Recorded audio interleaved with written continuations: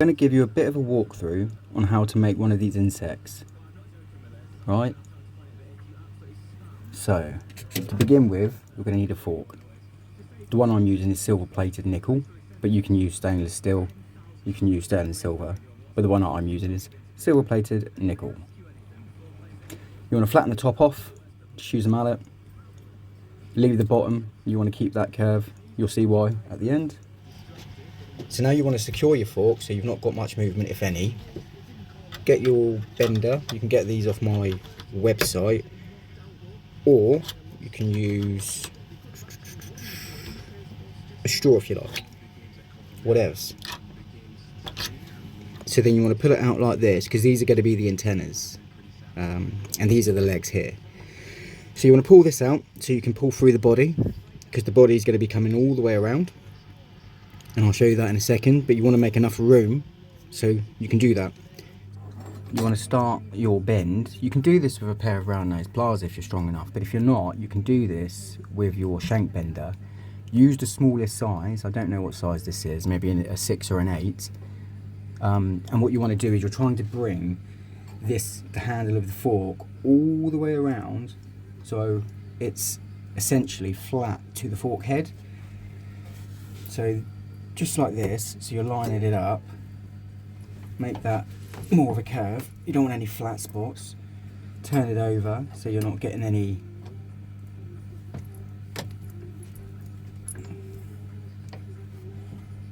and then the way that I do this, and now you should have something like this, and now you've got to get this part up and over, and now you should have something like this, and this piece needs to now come around flat here.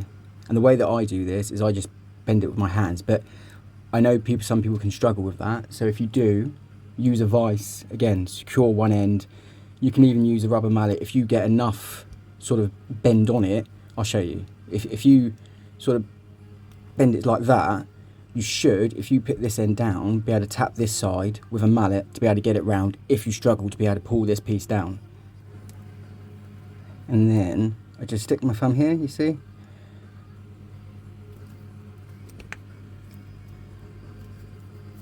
And then you should have it about there. And then just give it a little squeeze. You just tighten up your design a little bit. So for me, on this, I want this to have a bit of a curve. So I'm going to tap that with a mallet so this part comes in, curves around, and then I'll tap the top part here to tighten up the curve there to bring the body down tight. So let's get that done, shall we? It can be a little bit fiddly, but it's worth it in the end, I think.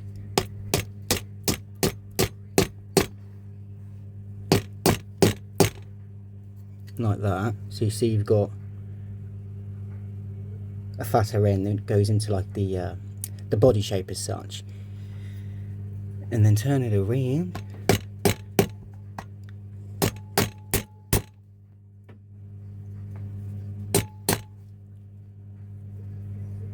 Right, okay, so now you should, is that pretty even?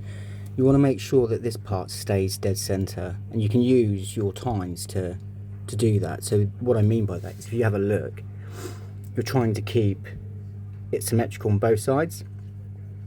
So obviously this part's fine, but you can use the tines to see if you're sat in the middle, so you can use the margins. Do you know what I mean? So if you have a look, mine's sat a little bit to the right. You see the margin on this side's a little bit smaller on the margin on that side. So all you would do is just give it a little love tap. There you go. Gone a little bit too far, but I always do. And then, see that? Now you've got even margins. It seems OTT, but you're watching my tutorial, so deal with it. So you've got something like this. Now get your straw, your tube bender, whatever you're using, and you want to try and curve this, because I've seen lots of designs like this where there's lots of flat spots. And if you have a look at any of the insects that you're trying to recreate, and although this isn't exact match, it's sort of just like a generic insect as such, all of them have really smooth curves, and all of their shapes flow with another. So there's no dead flat spots and there's no sharp curves and things like this. So that's one thing you really want to try and avoid, because getting the likeness of something that you're trying to recreate can really make a piece. So here you want to get one continuous smooth, see if I can get that shown, smooth bend, right?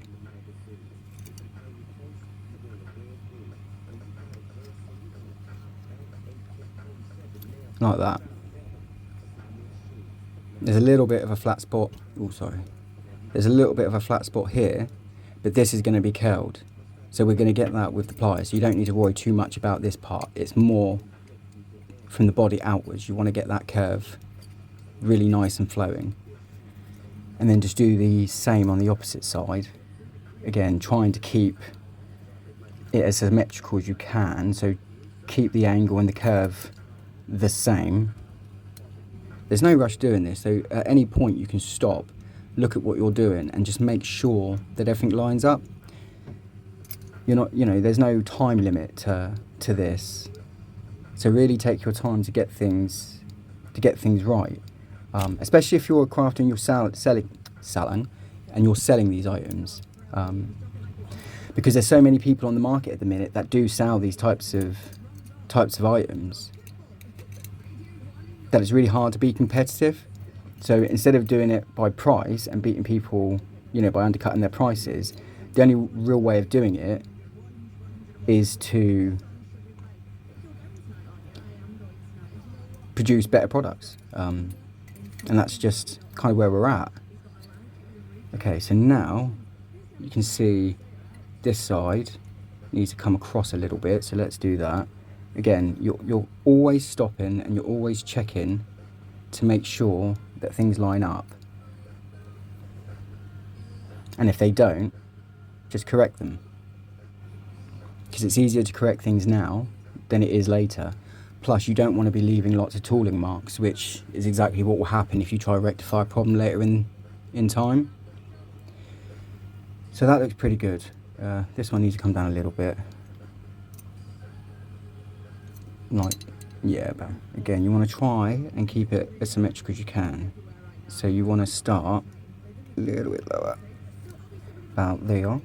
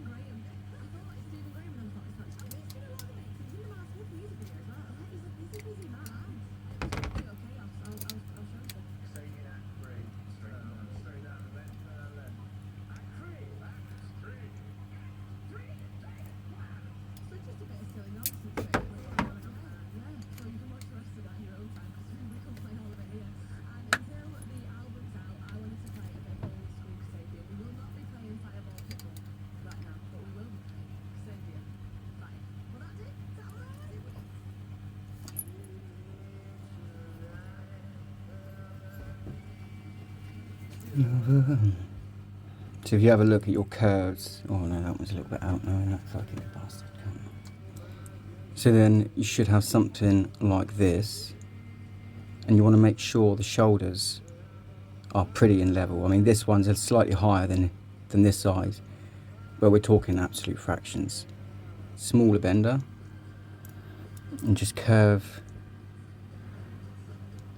this around here. Same on the opposite side. Okie dokes. And then with a set of round nose pliers, just curl off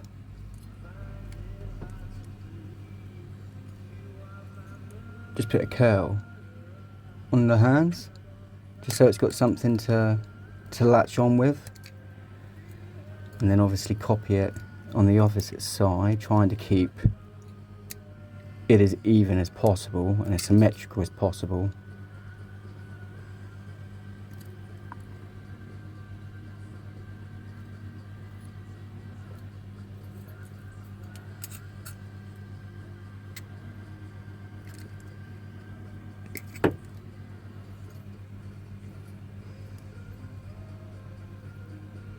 Okay, so you should have something like this, and these are going to be the little hooks that hold on to the side of the plant pot, or you know, wherever you sort of want to put it. Ooh, it's not in the shot. Wherever you want to put it. You could leave it like this. I mean, I've seen a few people where they have these go all the way down and then flick off, which I think looks quite nice. Do you know what? Let's do that. Let's try that for this time, because we've already got one. Like, so what you want to do here, you want to try and bring these down to the body and then back up. So essentially you're giving it that essence of running through the wind or something, but you're giving it that real sleek look. So get your round nose pliers and just close this up a little bit like that, but again, no flat spots, keeping the curve. Do the same on this side. Again, take your time, there's no rush, no one's timing you, it's not a competition. Okay, so this one can go over a little bit more.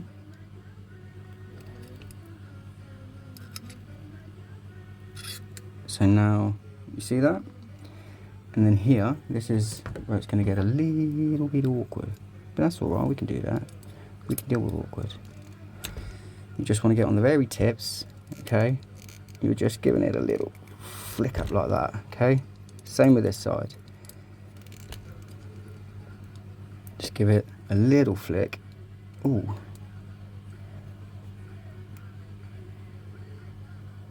Like that.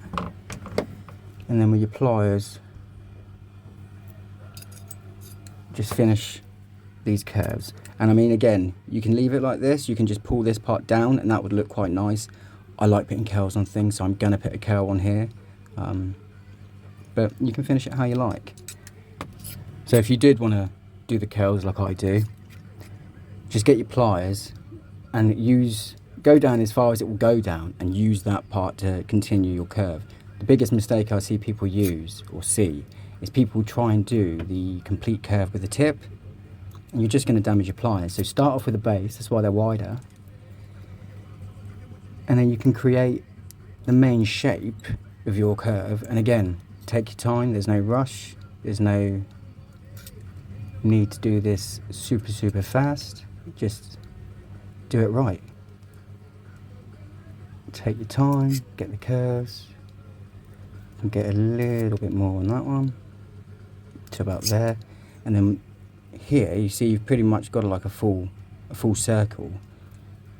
You're just tucking that tail in. That's all you're doing. And you just do it like that. Again, take your time, there's no rush.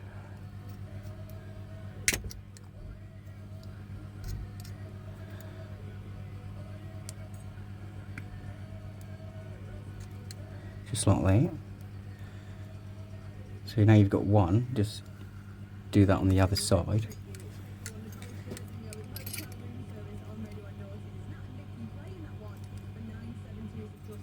So then you have something like this, and now you just want to take these parts and get them bent down to the body. But when you do that, you want to make sure that they come in at an angle, so don't do it flat so they're sort of flared off. you want them to come tucked just behind the shoulder. So I'll show you. Bring it down. Again, no rush. Make sure the placement's right. Get that curve nice and smooth, just like so. And then do the same on this side. Again, making sure that everything's nice and lined up. Again, so you can see here that I need to adjust this one, so we'll just go ahead and do that. Just give it a little twist to where it needs to be, and that's done.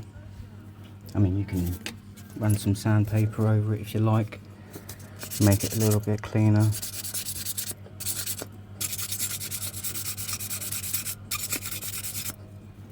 And there you go, one fork insect. And again, you can change the variation pretty simply by just changing the position of the antennas. So, you know, pretty much the exact same design,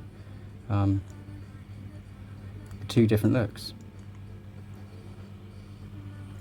And they should just sit wherever you want to put them.